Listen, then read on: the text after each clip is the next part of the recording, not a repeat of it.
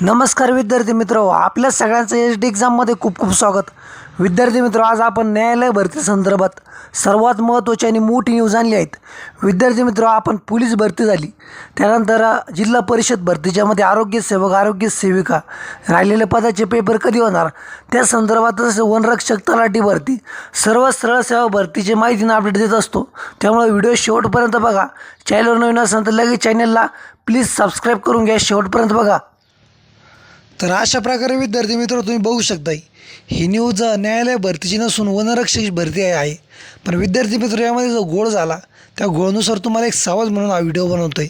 विद्यार्थी मित्र, पुढे शिपाईची किंवा इतर ज्या चाचण्या होणार आहेत, ज्यामध्ये स्टेनोग्राफर झाली किंवा लिपिक झाली किंवा इतरही पदं आहे विद्यार्थी मित्र, त्याच्यामध्ये तुमच्या चाचण्या होणार आहे. आणि त्या चाचण्यासाठी तुम्हीच जा.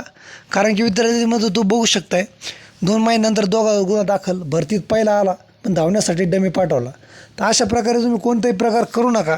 तर विद्यार्थी मित्र, धुळ्याची वन विभागाच्या वतीने सरळ सेवा भरती प्रक्रिया 2023 राबवण्यात आली. त्यात प्रथम आलेले एका उमेदवाराने धावण्याच्या शर्यतीत डमी उमेदवाराला पळवले. हा प्रकार उघडा आल्यानंतर 2 जणांविरुद्ध गुन्हा दाखल झाला आहेत.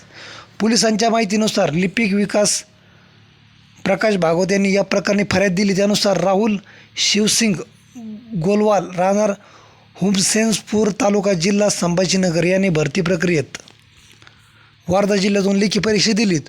तो पात्र ठरल्याने धुळे येथील वन भवन परिसरात कागदपत्र पाठवण्यासाठी बोलवण्यात आले. येथे शारीरिक क्षमता चाचणी झाली. त्यानंतर गोवालने 3 फेब्रुवारीला इगतपुरी येथे धावण्याच्या चाचणीकरिता स्वतःच्या जागेवर डमीद्वारा बादल उर्फ गुड्डू राजपूत याला पाठवले होते, उभे केले. डमी उमेदवाराने चाचणीत 80 पैकी 70 गुण पटकवले. त्या आधारे गोलवालने प्रथम क्रमांक प्राप्त केला. मात्र त्याने शासनाची फसवणूक केल्याची 2 महिन्यानंतर उघडकीस आली. तर अशा प्रकारे विद्यार्थी मित्र, 2 महिन्यानंतर ही बातमी उघडकीस आली आहेत. सांगायचं तात्पर्य एवढंच आहे, जर तुम्ही चुकीचं काम केलं तर तुम्हाला विद्यार्थी मित्र कोणत्याही प्रकारची सुट्टी मिळणार नाही. म्हणजे तुम्ही त्यातून वाचलं जरी तरी तात्पुरतं कधी पण गुन्हा उघड होऊ शकतो, कधी पण तुमच्यावर कारवाई होऊ शकते, कधी पण तुम्ही सापडू शकतात. त्यामुळं अशा कोणत्याही गैरप्रकाराला आमिषाला बळी पडू नका आणि असे काही उद्योग करून स्वतःचं आयुष्य बरबाद करू नका.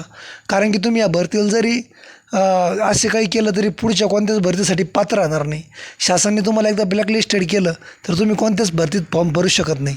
तर अशा प्रकारे विद्यार्थी मित्र, पुढे तुम्ही न्यायालय भरतीसाठी सावध राहा आणि अशाच माहितीसाठी चॅनल अपडेट मध्ये राहा. आपण पोलीस भरती, तसंच जिल्हा परिषद भरती, आरोग्य सेवक, ग्रामसेवक, इतर राहिलेल्या पदाच्या वेळापत्रक तसंच इतर माहितीच्या अपडेटवर आपण व्हिडिओ बनवत असतो. सर्व माहितीनं अपडेट विद्यार्थ्यांना वेळोवेळी देत असतो. त्यामुळे शेवटपर्यंत व्हिडिओ बघितला. खूप खूप धन्यवाद. विशेष आभार तुमचे.